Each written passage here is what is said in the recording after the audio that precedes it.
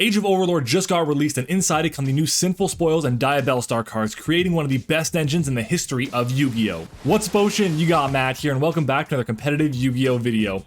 Age of Overlord has introduced so many incredible cards to the card pool, including support for already existing archetypes, some brand new archetypes, some amazing standalone cards, but most importantly, it's introduced two incredible new engines, the Horus Engine and the Diabellstar Engine, or the Sinful Spoils Engine. In this video, I'm going to be covering the Sinful Spoils Engine, including giving you an overview of what the cards do, how does the engine work, what decks want to take advantage of the engine, as well as what cards to use and not to use against this engine. So if you're excited for the video, then make sure to smash the like button. If this video hits 60 likes, I'll be bringing you some amazing live gameplay using the Sinful Spoils Engine.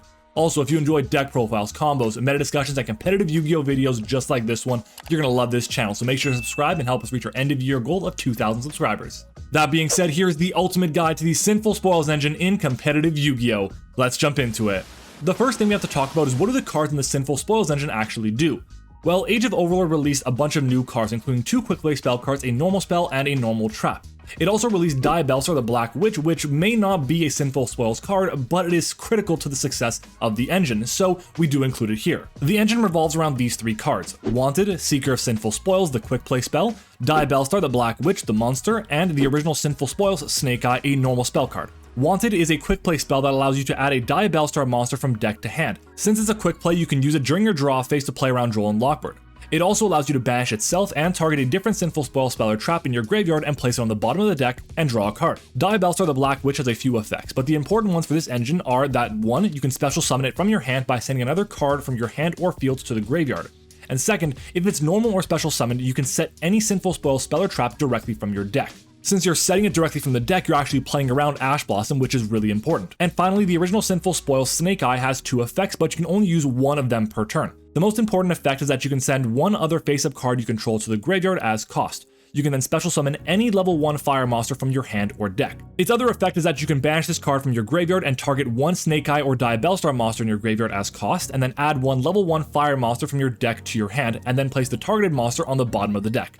This never comes up on turn 1. Like I mentioned earlier, there are 2 other cards. Sylvia, the Trap, is a negate for the effects in response to Diabellstar or Sinful Spoil cards, and Lucelia can give level 7 or higher spellcasters you control immunity from other monster effects, or it reduces the attacks of monsters your opponent controls. These 2 cards really aren't that impactful, and they don't move the game plan that Sinful Spoil supports in any way. Now that we know what the Sinful Spoil cards do, how does the engine work?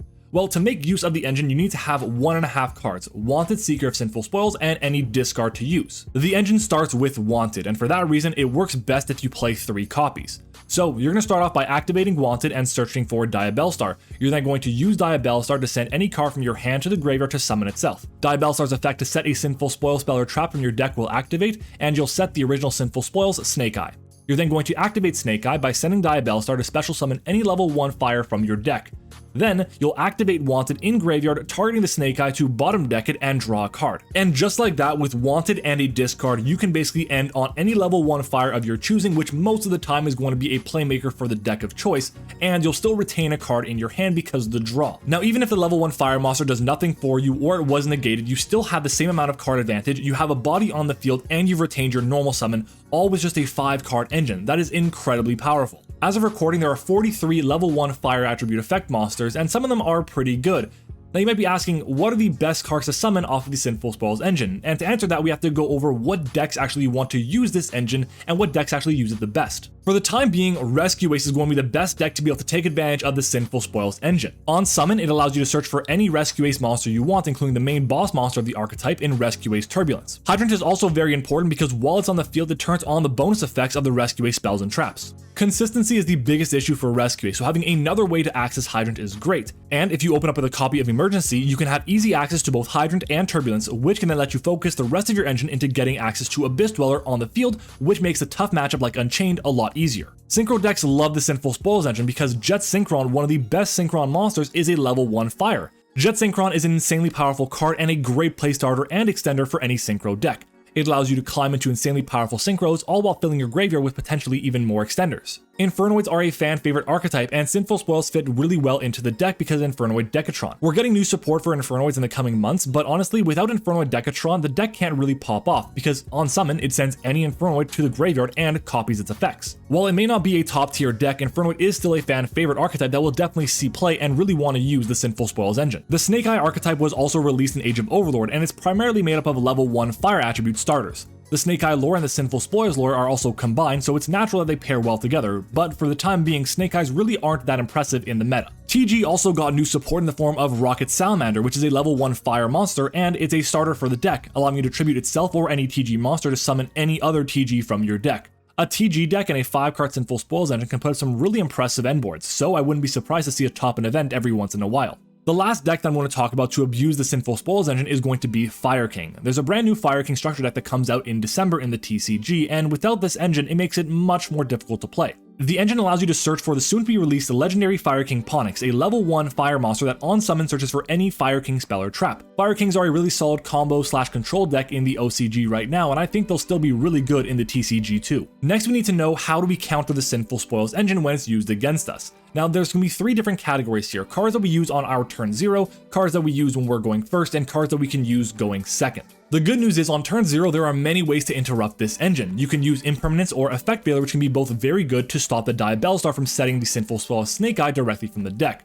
Infinite Impermanence is going to be a bit better in this situation because it doesn't turn on Triple Tactics Talents or Thrust, so just keep that in mind. Ghost Ogre also makes a lot of sense, even though it may not be the most impactful hand trap against the archetype, but if your opponent goes for the Diabellstar effect, you chain Ghost Ogre, destroying the Diabellstar, then they have to commit another card to the field to be able to activate the Sinful Spoils Snake Eye to be able to get access to their level 1 fire from the deck. And finally, the last card we're going to be talking about for our turn 0 is going to be Ash Blossom, which has 3 pretty interesting places that you can use it. You can use it on the quick play Wanted, you can use it on the normal spell Snake Eye, or you can use it on the level 1 fire monster that's being summoned from the deck, because most of them will start the plays by searching, sending to the graveyard, or special summoning, all of which Ash Blossom can negate. Each of these 3 options has merit. If you Ash Wanted, you stop it from doing pretty much anything.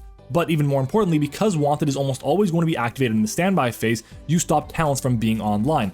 Also, it means that the graveyard effect of Wanted can't be activated since there are no other Sinful Spoil spell or traps in the graveyard with it. Ashing the Snake Eye effect is nice because if you do stop it, there are no bodies on board since they have to send the Diabellstar to grave for cost. However, they get to draw a card off of Wanted's graveyard effect, and they get to keep their Thrust and Talents online since most of this would be done in the main phase. Saving Ash Blossom for the level 1 fire only works if it can be ashed, but it can be very impactful.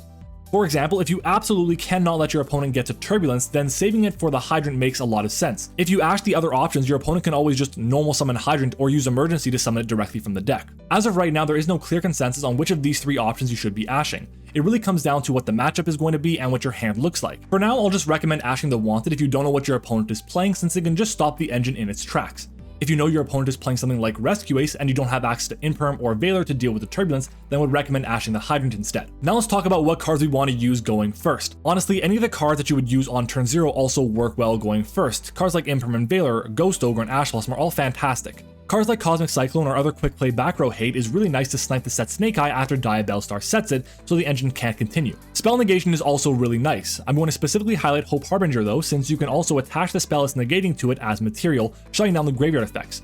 It can also be easily made with the Horus engine, and it's not threatened by the Diabellstar attacking over it. Now for cards going second, there really aren't many cards that you want to use when it's your turn after your opponent set up the board because it's dependent on the deck that they're using. Cards like Dark Ruler No More are going to be really good against a deck like TG, but they're going to be really bad against a deck like Rescue Ace. Now for a card not to use against this engine. I would really recommend not siding in Droll and Lockbird because the quick play spell can be activated during the standby phase or draw phase to play around Droll and Lockbird. The only time I would actually side this card in would be if the rest of the engine or the rest of the deck that is using the Sinful Spoils engine really doesn't appreciate Droll and Lockbird. So let's recap here. The Sinful Spoils engine is made up of 5 cards, 3 copies of Wanted, 1 Diabellstar, and 1 original Sinful Spoils Snake Eye. In the OCG right now, a lot of them are experimenting with 2 copies of Diabellstar, mostly because of the Rescue Ace hits on the ban list, but for the time being I'd recommend sticking to the 3-1-1 ratio. The engine increases the consistency of a lot of decks, and while there are many hand traps that are good against it, knowing when to hand trap them depends a lot on the deck using the engine. And as we keep getting more level 1 fire monsters printed, this engine will just keep getting better and better. And there you have it, you now have everything you need to know to be able to beat or use the Sinful Spoils engine. Let me know in the comments, are you playing Sinful Spoils, and if so, which decks are you using? If you made it this far in the video, you must have enjoyed it, so make sure to leave a like on the video. If this video hits 60 likes, I'll be bringing you some live gameplay footage with the Sinful Spoils Engine against competitive meta decks. Speaking of meta decks, if you guys want a guide on how to beat one of the best decks in the POST Age of Overlord competitive Yu-Gi-Oh format in Unchained, make sure to check out this video right over here. And finally, subscribe to the channel for more competitive Yu-Gi-Oh videos and to help us reach our end of year goal of 2,000 subscribers. Thank you all so much for watching the video, I hope you enjoyed it, and I'll see you all next time.